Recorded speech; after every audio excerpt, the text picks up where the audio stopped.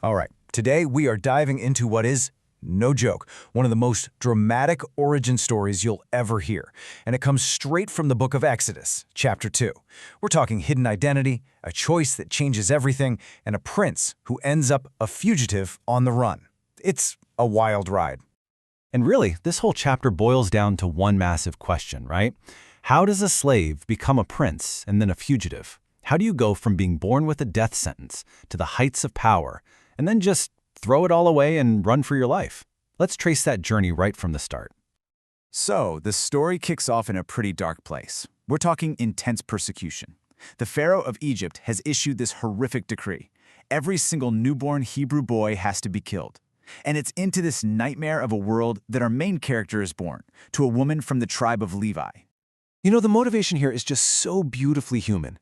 The text says his mother saw he was a goodly child, basically a beautiful, healthy baby. And her first instinct was to defy the most powerful man on the planet. And she pulls it off for 3 months. But as you can imagine, you can't hide a crying baby forever. Okay, so since she can't hide him anymore, his mother makes this incredibly desperate, but also really smart move. She weaves a little basket, an ark, waterproofs it with tar and pitch, and puts her son inside. Then she places him in the reeds along the Nile River, right in the path where she hopes one person, the right person, might just find him. And this is where the story takes a turn that, honestly, nobody could have seen coming. That baby in the river, his life is about to get completely turned upside down. This is it, the big moment. Pharaoh's own daughter comes down to the river to bathe, spots the basket, and when she opens it, she finds a baby crying. The text makes a point to say she had compassion on him.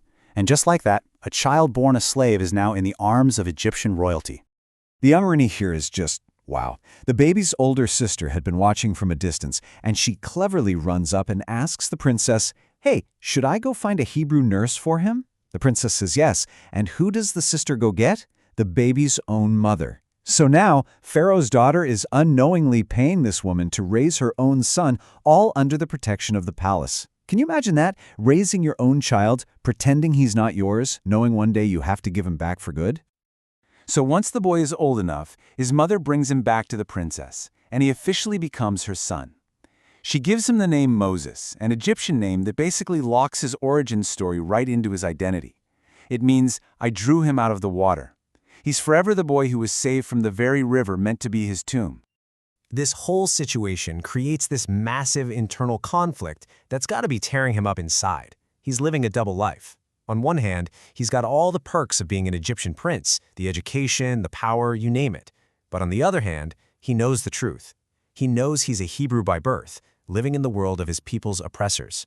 Every single day must have felt like he was putting on a show. Now, a conflict like that can't stay buried forever. It's bound to explode. And when it finally does, it kicks off a chain reaction that will change not just his life, but the course of history itself. The text tells us that when Moses was grown, he makes a very deliberate choice. He leaves the safety and luxury of the palace and goes out to see for himself what's happening to his people. He's not just hearing reports, he's going to witness their suffering with his own 2 eyes. And what he sees just pushes him right over the edge. His entire world unravels in just 2 days. Day 1, he sees an Egyptian taskmaster beating one of his fellow Hebrews.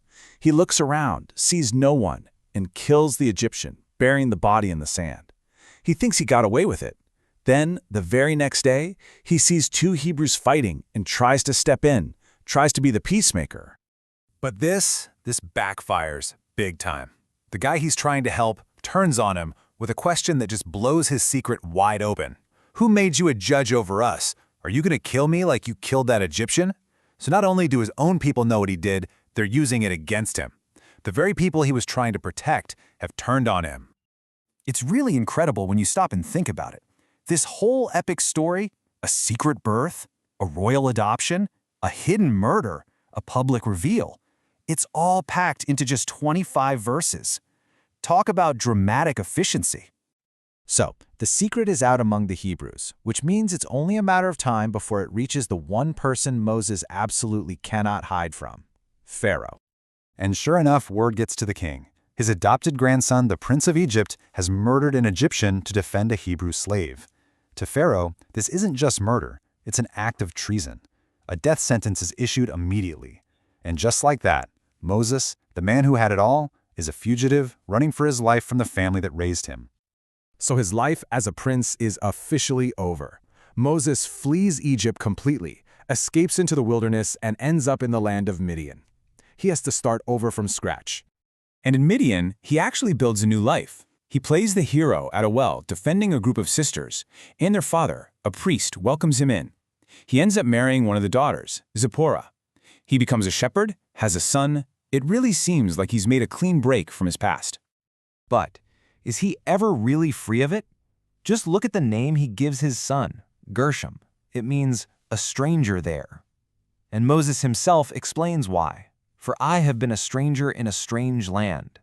Even with a new family, a new job, a new life, his identity is still defined by being an outsider, an exile. And while Moses is out there building this quiet life as a shepherd, the story cuts right back to Egypt. Why? Because the problem he ran away from, it didn't go away. In fact, the old king of Egypt dies, but that just means a new oppressor takes his place. For the Hebrew slaves, things only get worse. The chapter ends on this incredibly powerful, almost ominous note. The suffering of the people reaches a boiling point. Their collective cry of anguish is so loud, so immense, the text says it travels all the way up to God himself.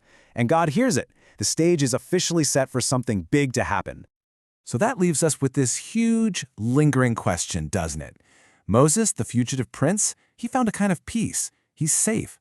But the whole crisis that made him who he is, the injustice that drove him to kill and then to flee, has only gotten worse. And it really makes you wonder, can you ever truly escape your destiny? Especially when the cry of your people is reaching the heavens.